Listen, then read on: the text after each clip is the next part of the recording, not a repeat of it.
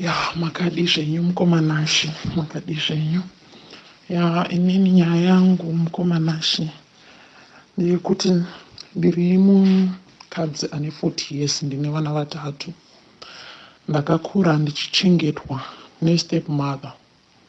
Amai vangu ndakakura ndisingavazivi, ngati ndakapesana namai vangu ndine 4 years kana ndisina mistake. I was 4 years old ndichipesana namai vangu, baba vangu achirambana naMwari. Ndikakura ndichichengetwa namai guru. Amai guru vanga vane rudo nesu, vaitida, vaitiitira zvese zvataida, asi pane vana vavo vanga vatove vahombe, vangotove vakadziwo vakambonoroorwa vakadzoka kukuroorwa. Saka pane this other sister yangu iyi aingoti mwana wamai guru. Isusu takauya kwaamai vangu tiri vatatu, vasikana vaviri nemukomana mumwe. Sister vangu ava pavakabva kunoroorwa vakauya vane vana vatatu.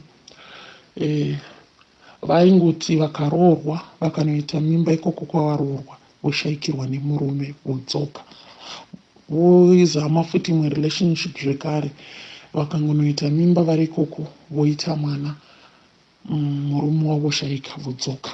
Zvakaitika zvikaitika katatu. Ndanchiri mudiki angu but I still remember kuti ndo zvaivadzosa kumusha nekuti vaifirwa nevarume. Saka sisanga vaipinda chechi yeZioni. Pane rimwe zuva patakaenda kuchechi imwe yeZioni, inini I was 10 to 11 years ipapo. Ndinasisi vangu vanga vane vatoti kurei, vanga vane 13 to 14 papapo.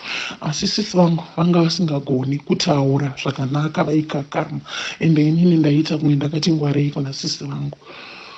Sisi vedu ava vahombe mwana wamai guru pavakaenda kuchechi vakaprofitwa kuti une zvawakaitiwa iwewe kuti ugare uchingofirwa nevarume. Saka muprofita wacho akazoti muzondoona kana chechi yabuda.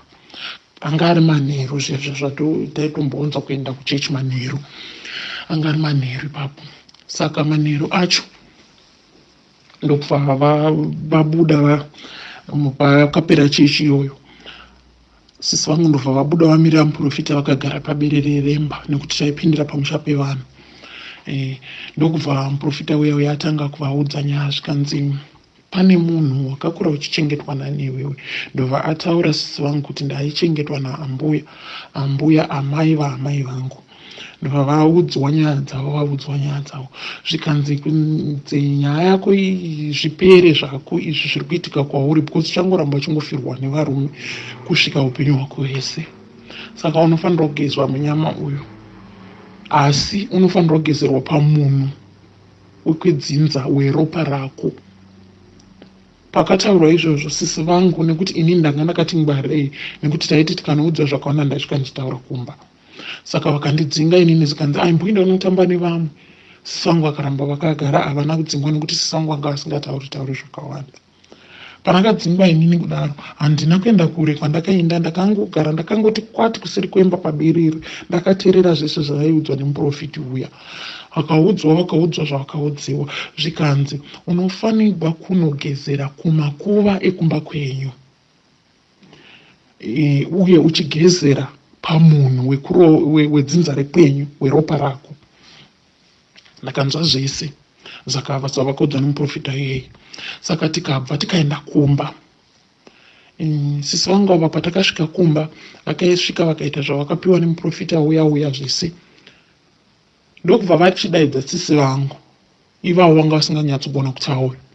Ndobva vaenda navo. Ndikatovaona vanga kuri kuma past 12 midnight, vanhu vese vatorara, mumusha wese watonyarara.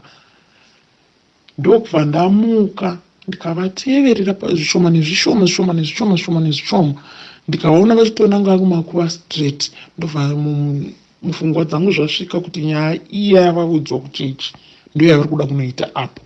Ndobva ndakosora, ndobva ndava disturb. Vakatadza kugeza musi wacho vakadzoka. Vakadzoka paya patakuenda kuchikoro, ndakaudza sisi vangu ndakati iwe usaenda namukoma uku kwavanokuudza sisi kuti handi kumakuva 12, usaenda, vari kuda kunokugezera zviya zvavakaudzwa kuchechi. Sisi vangu anga ari munhu uya anga asingagoni kutaura kana kupikisa kana kuramba chinhu. Akangoti zvese zvavanenge vaita pandiri hazvinei, Mwari ndo vanoziva. Saka nyaya iyo yakandinetsa manheru, ndobva ini ndatumwa kwana sekuru. Ndakabva ndanorara ikoko kwana sekuru. I'm sure vakaenda vakanogezera pana sisi vangu. Hamene zvavakanovaita sisi vangu koko. The second day pandakauya ndikumba kwedu 12 o'clock futi sisi vangu vakamuka vakamutsa sisi vangu vava, ndobva vaenda navo vasina kupfeka, vaenda navo. Ndikativira futi ndikaona vari kuenda mumakuva. Musi uyo handina kukosora, ndikandoda kuona nyaya yese. Ndikaona zvese zvaiitika, vakamisa sisi vangu pamusoro peguva rababa. Sisi vangu vakagezera mudhishi, ndobva vatora mvura iyaiya, ndobva vati kuna sisi vangu chimira pamusoro peguva, geza mvura iyaiya. Ndobva sisi vangu vageza mvura iyaiya. Asi pandakauya ndichienda chikoro, ndakavaudza sisi vangu ndikati, iwe wakapusa, wabvumire kunogeza kuya ndakakudza kuti usaende. Sisi vari kuda nokugezera zviya zvavaudzwa kuchichi, zviya uchiri kurangarira uchichi vaudzwa chii, vari kukugezera. Iwewo ukakura uchaita seizvozvo zvavari kuita, ndikutokuudza. Sisi vangu vakangoti Mwari ndo vanoziva, handina chandokwanisa kuti ndiite, handirambi nekuti hatina amai vedu panapa. Ndikaramba ndogona kurohwa kana kunyimwa chikafu. Zvino nyaya yacho iri kuitika kuna sisi vangu. Sisi vangu vakura, vakaroorwa. Vakaroorwa, murume wavo akauya kuzobvisa zvakanaka zvese, hana kana chikwere chakaita murume wavo. Zvino sisi vangu vakaita nhombo, murume uya ari kuvashayika. Vakanororwa futi pamwe, varume vanowana varume vanouya kuzovaroora chaiko, asi murume wavo vakangoita nhombo chete, murume wavo ari kuvashaya. Ndikagara navo futi sisi vangu ndikavaudza ndikati, uri kuona nyaya iyaiya yandaikudza paya tichiri vadiki, ndichiti usaende kunogeza nasisi vangu, ndiyo nyaya iri kutoitika kwauri. Zvino inini dambudziko rangu randiri kuzosangana naro mulife, inini ndiri kurangarira pane zuva ravakanditora sisi vangu, rimwe zuva tikapinda, ndaigara kumusha chaiko, muchinjauzi. Kwanga kwakasviba, dhiri racho kwanga kakati svibii kusingaunyatsi kuoneka. Sisi vangu vakadira mvura mudhishi, vakanditi handi unogeza. Ndakati ini ndageza kare, ini masikati pachaenda kudhamu kuya ini ndanogeza. Ndokubva sisi vangu vanditi, iwe nharo dzako idzodzoka, nharo dzako idzodzo dzaunadzo uchandiona zvakanaka rimwe zuva. Ndikati handionei, kana kurova henyu, asi musingazondiurayi, handina basa nazvo. Ndokubva vandimanikidzira paya kuti ndinogeza. Pandakaenda kunogeza paya ndakasvika inini kungoti ndaingoda kungonyatsokutarisa zvandiri kuita zvese.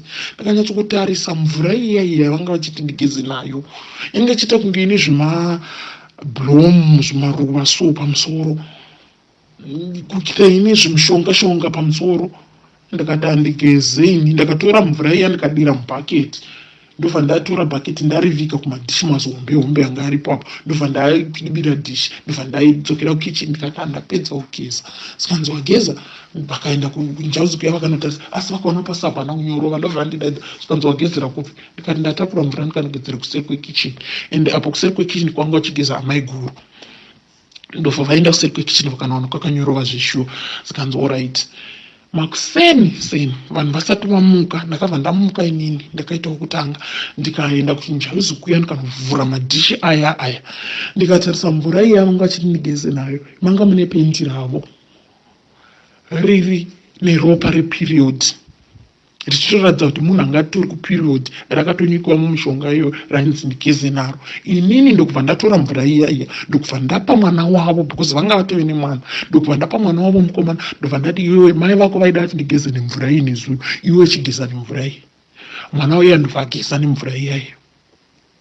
Ageza nemvura iyeyo kudaro, ndobva ndaudza mai ake kuti amai inini vandigezesa nemvura yamakavapa kuti ageze nayo nezuro.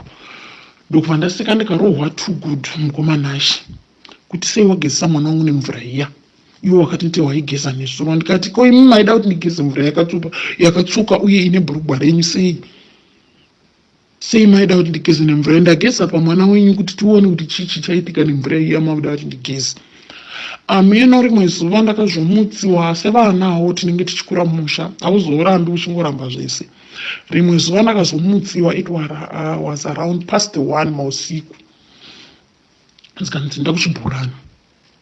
Apo kwanga kwakachena, neno handina kunyatsoona musi uya.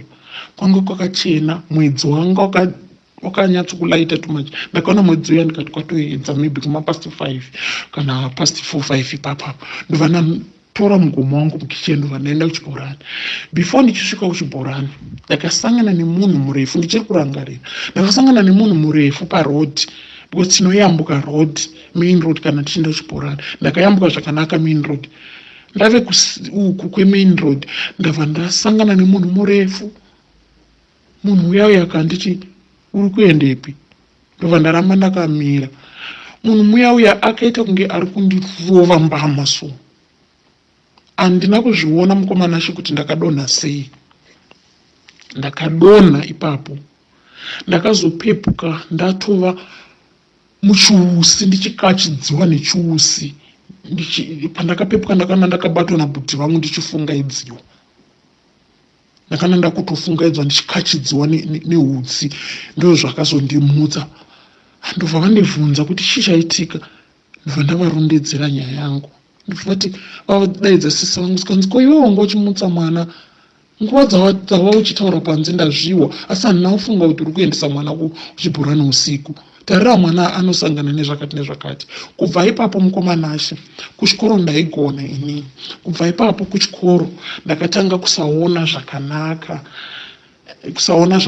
Ndaiti kana kwakunyorwa testi ndaitanga kurwara. Ndotadza kana kunyora testi. Ticha dzimwe nguva vaiuya vachizondinyoresera testi kumba ndakarara ndichirwara, asi tikangopedza kunyora matesti ndonaka. Zvikasvika parimwe zuva amai guru vakanga vashayika ipapo. Tikashaya kuti tinogara kupi isusu because ana bhudhi vanga vatobuda vative nemisha yavo. Bhudhi vakuru vakanditi uyu ndichamutora ndogara naye kureva inini. Sisi vangu vanga vatoroorwa ivavo vandinotevera vaigezesiwa kumakuva vanga vatoroorwa. Inini ndikanogara nabhudhi vangu. Pandakagara kwabhudhi vangu sisi vangu vakatsvaga nyaya dzekuti mai guru vaonekwe senge vakaipa, asi mai guru mukadzi wabhudhi vaindibata zvakanaka. Vakatsvagira mai guru nyaya kuti mai guru vanzi vakaipa vasi kugona kugara neni zvakanaka. Saka vakapedzisira ivo vanditora ndikanogara mumusha mavo. Apo ivo vanga vatoroorwa vatoita murume wavo vakatochata vakatenda varume vaivaroora havachafi sezvaiita pekutanga. Ndobva ndaenda ndikanogara kumusha kwavo. Ndichigara kumusha kwavo kudaro ndanga ndave nemakore about 13 to 14, 15 years ipapo. Ndobva ndaenda ndinogara musha mavo. Ndakagara musha mavo apa pane vanhu vaiuya vandaiona vandaisanzwisisa vanhu ivavo. Andainzwisisa zvataitiwa paya kungoti kana uchine pfungwa dzouhwana. Andainzwisisa zvataitiwa ipapo pamusha pacho ipapo zvataitiwa. Handikwanisi kana kuzvitsanangura zviya zvataitiwa mumusha uya. Nekuti tangoitiwa especially inini nemwana wemurume wavo taitiwa zvinhu zviri fun so zvataitiwa. Vanhu vaya vaida zvemushonga vachitiita zvemushonga like zvemushonga like. Ndikazosvika panguva yekuti ndave nemukomana wangu. Ndikavaudza sisi vangu kuti ndave nemukomana wangu aroda kundiroora chichi anobva kugokwe. Ndobva vati zvakanaka ichiendai kupi kuna bhuti. Ndobva ndaenda nemukomana wangu kuna bhuti nasekuru vemukomana uya. Ndobva vanosvika mumusha zvakanaka, vakatambirwa zvakanaka. Ndobva vazoendawo zvavo. Ndikasara kuna bhuti vangu. Mai guru vakasara vachindiudzawo zvinoudzwa mwanasikana zvanofanirwa kunoita kwaanoenda kunoroorwa. Ndikaroorwa zvakanaka ndikaenda kumusha kwangu, asi pandakanosvika kumusha uko ndakunoroorwa vamwene vangu havana kusvika vachindida. Vakanosvika vachiti kumwana wavo wandivigira murume biyako pano pamusha unoti ndomudini.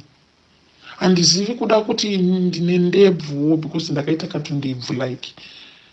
Ameno ndo zvandakangofungawo mupfungwa dzangu. Asi pamusha ipapo handina kupagara, ndakangoita mwana musikana akashayika. Mwana wangu ane 12 days. Ndikagara ndikaita nhumbu futi, ndikabuda ndine nhumbu ye 3 months. Ndakangonzwa mwoyo wangu usingachadi kugara ipapo ndikabuda. ndikauya kuno. Pandakabuda ipapo ndakangosvika kumba, ipapo ndo pandakaita force yekutsvaga amai vangu. Ndikatsvaga amai vangu kusvika ndavaona ndine nhumbu paya. Ndikangoita mwana, ndikasiyira amai vangu mwana ane 9 months. Ndikauya kuno kukujoni. Pandakauya kuno kukujoni ndikasvika yanga iri 2010. Ndikauya kuno kukujoni ndikasvika ndikaita 3 months kuno kujoni. Ndokubva ndadanana nemurungu. Murungu ya ndikadanana naye zvakanaka, ndikatoraramawo kalife kakanaka. Ndikatotanga kubuda kaarrogant kaka kekuti vanhu vachiva nemari dzavo. Saka murungu yakati kuti ndirambe ndakagara newe panapa ndisingazivi hama dzako, ndokumbira kuenda newe kupi kumusha kwenyu kuZimbabwe. Ndobva taenda kuZimbabwe nemurungu yawe. Ndobva anosvika akasvika kuna mai vangu, kukafariwa zvakanaka. Akabvisa mari, akabvisa because akati isusu tindo zvatinodaro. Akabvisa mari inenge 5,000 US muna 2010. Akabvisa mari inenge 5,000 US akapa mai vangu. Mai vangu akatenda chichi. Mai vangu akati hazviiti kuti udzokere panapa because hauna kukurira kwandiri inini. Saka chienda kupi kumba kwenyu kwawakakurira. Ndobva ndaenda kumusha kwababa vangu kuya. Apo baba vangu vachitoshaika namai Guva vatoshaika. Ndikaenda pandakangoenda nemurungu yauya kumusha kwababa vangu, ndobva tanorara usiku humwe chete. Mangwana acho ndobva tadzoka tikasvika hatina kugara, takaoneka mai vangu takadzoka kuno kukujoni. Patakadzoka kuno kukujoni ndakagara 2 weeks mukomanashi nemurungu iyeye. Murungu ndobva atanga kunditi kana akubva kubasa akunditi muno muri kunhuhwa, asi tatisina imbwa pamba pedu. Ndobva atanga kuti muno muri kunhuhwa imbwa muno mumba, asi pane imbwa next door yambouya panapa. Ndoti hapana imbwa yambouya panapa, kuti muno mumba muri kunhuhwa. Otanga undiitira hasha inini kuti ndaunogeza pamwe unogeza zvasasa ambondiitira inini. Tikagara mangwana acho enda kubasa futi, uya unditira hasha saizvozvo chiti munomba muri kunhuhwa imbwa. Akazopedzisira ati after 2 weeks tabva kumusha, akazopedzisira ati handikwanisi kugara nemukadzi anonhuhwa inini, uri kunhuhwa kunge imbwa iwewe, chii chiri kuitika pauri? Ndobva ndashaya kuti kochii ndaitei. Asi ndaizama paanenge aenda kubasa paya mari aindipa, ndoenda kumashops ndonotenga tuperfume tuya tunonhuhwira tunodhura tuya. Ndozama kuti ndikageza ndospraya perfume yaiya kuti pamwe anouya achindinzwa ndichinhuhwira zvakanaka. Akauya kubasa anosvika achiti munhu uri kunhuhwa. Ndatozvinzwa ndiwe uri kunhuhwa pamberi pako, uri kunhuhwa kunge imbwa iwewe, handigari muno mumba inini. Ndobva abuda tora hembe dzake murungu ya atoinda. Akatanga achandibhadharira rendi pafeti papo pataigara. Akandibhadharira about maybe 6 to 7 months achingondibhadharira rendi. Achiuya ziya zvekuuya zvekuti anouya omira pagedhi onditora kuti handi toenda tinodya kurestaurant ondizosa. Asi patinenge tisimo mumba umu anenge achiti handiudzi kuti ndinonhuhwa sembwa. But akangouya tikati garei pasofa rimwe chete onditi uri kunhuhwa sembwa. Mukomana she dambudziko rangu randiri kusangana naro inini. Handizivi kuti pane angakwanisa kundibatsira here, nokuti izvozvi kutaura chokwadi ndakutotya kana kudanana nemunhu kuti pamwe vanhu vanonditi ndinonhuhwa. Ndikamboenda kuMasuwe ndichinozama kuti ndibatsiridzwe. VekuMasuwe mukomana wacho akangosvika kati pane zvamakanoitiwa kumusha kwenyu pamakaenda nemurungu iye, mamuchifanirwa kuenda kwamai venyu chete, kwamukakurira mungadai musina kuenda ndokwamakanogadzirwa. Zvino ndafamba n'anga nevaprofita mukomanashi, hapana dambudziko iri harisi kupera. Ari kuti akauya mumba kana tiri kunze uko hapana zvaanotaura. Imba ndakatotama papa ndaigara naye paya pafleti ndakatotama, asi akangouya akangogara neni pasofa paya. Anonditi ndiri kunhuhwa sembwa, anoti ndine smelling yembwa. Handizivi mukomanashi kana pane munhu anogona kundibatsira, suri kurebesa hangu nyaya yangu. Ameno kana pane munhu anogona kundibatsira muvigewo voice yangu mukomanashi. Ndatenda zvangu. Maswera sei mukomanashi? Ndichiti ndichazoisawo nyaya yangu iri rimwe zuva, but ndangona beta ningoisa one time. Zvimwezve ameno kuda pane vamwe vangakwanisa kuti vagone kundibatsira ipapo, nekuti kuna amai vangu isusu takaberekwa tiri vatatu, vasikana vaviri, mukomana 1. Mukomana ndiye last born. Saka mukomana uyu wekumba kwedu akazoti panguva akaroora mukadzi akaita mwana. Pakati mwana wake ipapapo akukwanisa 3 years.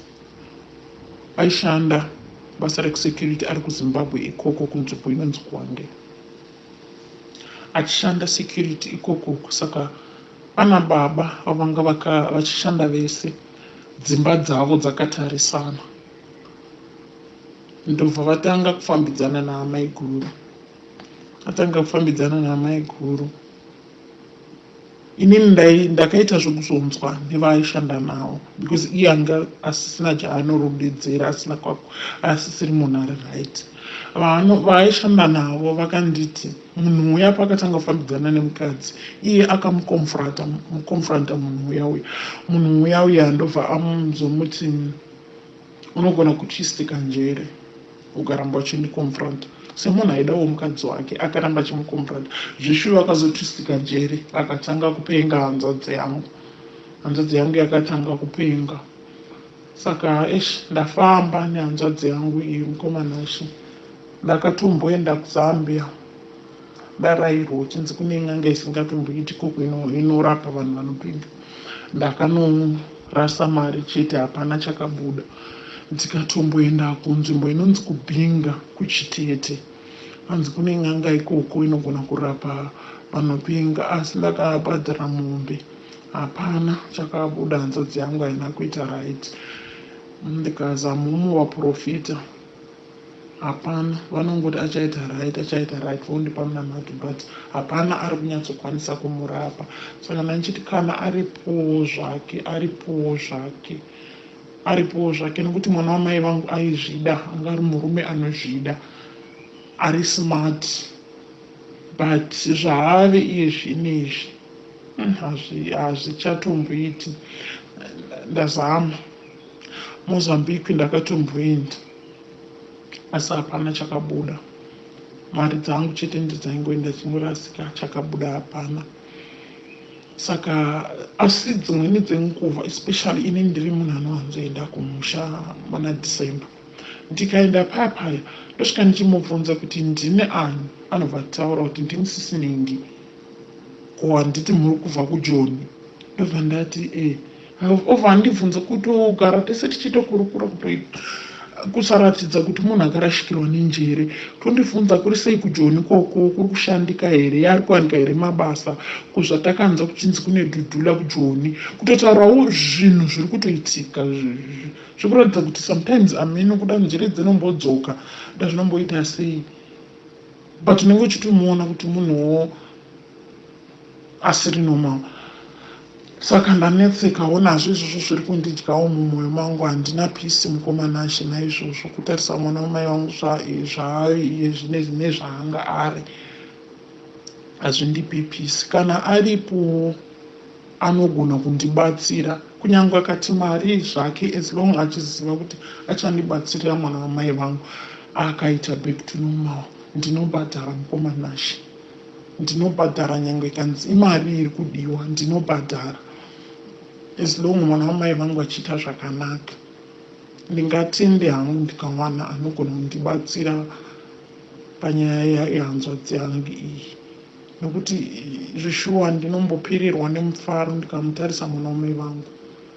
Mufaro unopera, kutaura chokwadi, nekuti zvaave manje zvacho zvaave.